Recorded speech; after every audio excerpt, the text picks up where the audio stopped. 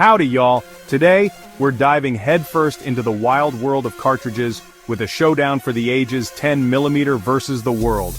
We're talking about the round that's earned a reputation as a real hammer, a round that makes some folks weak in the knees while others sing its praises from the mountaintops. We're gonna see if it lives up to the hype. Now we all know there's a whole mess of handgun cartridges out there, each with its own fan club. We got your trusty 9mm, your hard-hitting 40S&W, the classic 45 ACP, and even the big boys like 357 Magnum and 41 Magnum. But today, the 10mm is stepping into the ring to see how it stacks up against these contenders. We'll break down the nitty-gritty, talkin' ballistics, recoil, and real-world performance. And since the 10mm is known for its split personality, the full-power bruiser and the FBI light version, we'll set the record straight on what's what. So buckle up, grab your ear protection, and let's get this cartridge showdown started. Alright folks, let's kick things off with the star of the show, the 10mm. Now this cartridge ain't for the faint of heart. It was originally designed to be a real powerhouse, packing enough punch to stop a fight in its tracks. We're talking serious energy and velocity here, enough to make even the toughest hombres take notice. But hold your horses, there's a twist. You see, the 10mm had a bit of a reputation.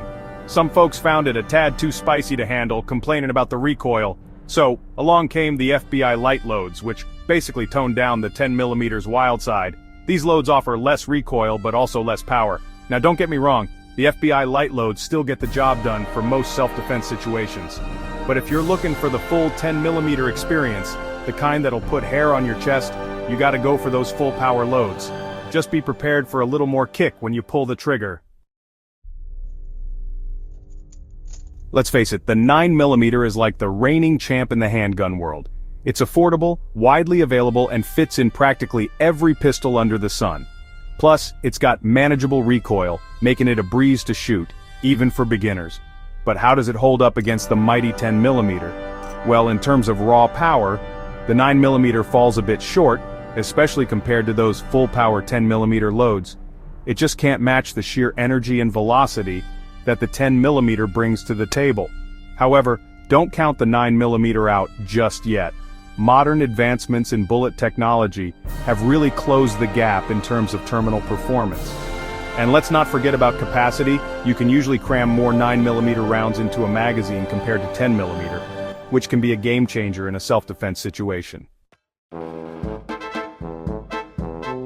The 40S&W, the cartridge that tried to be the best of both worlds. The power of the 10mm with the manageable recoil of the 9mm. It gained popularity with law enforcement for a while, but how does it hold its own against the original powerhouse? Truth be told, the 40S&W sits right in between the 9mm and 10mm, offering a balance of power and capacity. It packs more punch than the 9mm but can't quite match the raw energy of a full-power 10mm. Recoil-wise, the 40S&W can be a bit snappier than the 9mm, but it's still manageable for most shooters. However, it doesn't offer the same level of capacity as the 9mm, and some folks find the recoil a bit too much for their liking. Now we're talking history. The .45 ACP has been around since the Wild West, known for its big, heavy bullets and its reputation for stopping power. It's a classic choice for self-defense, but how does it fare against the modern 10mm? Well, the .45 ACP is all about that thump. It might not have the same velocity as the 10mm, but it delivers a heavier punch with each shot. Some folks swear by it, claiming it's got the best knockdown power out there. However, that power comes at a cost. The .45 ACP has more recoil than the 9mm, and even the .40 S&W. Plus, you'll usually find fewer rounds in a .45 ACP magazine compared to its smaller counterparts. We're stepping into the realm of revolvers with the .357 Magnum, a cartridge known for its power and versatility. It's a popular choice for hunting, self-defense, and even just plain old target shooting. Now, comparing a revolver cartridge to a semi-auto cartridge like the 10mm might seem like apples and oranges. Revolvers generally hold fewer rounds, but they offer reliability and simplicity. Plus, the .357 Magnum packs a serious punch, especially when you start loading up those hot loads. In terms of power, the .357 Magnum can go toe-to-toe with the 10mm, especially in those longer-barreled revolvers. However, you're limited by capacity, and the recoil can be stout, especially for those who are new to the Magnum game. Alright folks, we've arrived at the big boy of the bunch, the .41 Remington Magnum. This cartridge is a straight-up hammer thrower, known for its power and its ability to handle even the toughest game. Now, the .41 Magnum is a bit of a niche cartridge, not as common as the others on our list. It's primarily used for hunting and bear defense, but some folks swear by it for self-defense too. Compared to the 10mm, the .41 Magnum is a step up in terms of power. It delivers more energy and can handle heavier bullets. However, it also comes with more recoil and is usually found in larger, heavier revolvers.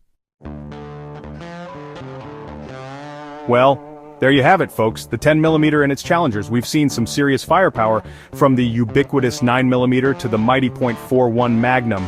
So, where does the 10mm stand in all of this? It's a tough cartridge to beat, offering a balance of power, accuracy, and versatility. It's got more oomph than the 9mm and .40 S and W, and can even hold its own against the Magnum rounds in certain situations. However, it's not perfect. Recoil can be a handful, especially with those full power loads, and it might not be as readily available as some of the other cartridges on our list. Now it's your turn to weigh in. Let me know in the comments down below what your favorite cartridge is and why. Is it the classic .45 ACP, the versatile .357 Magnum, or maybe you're a die-hard fan of the 10mm? Let's get this discussion rolling.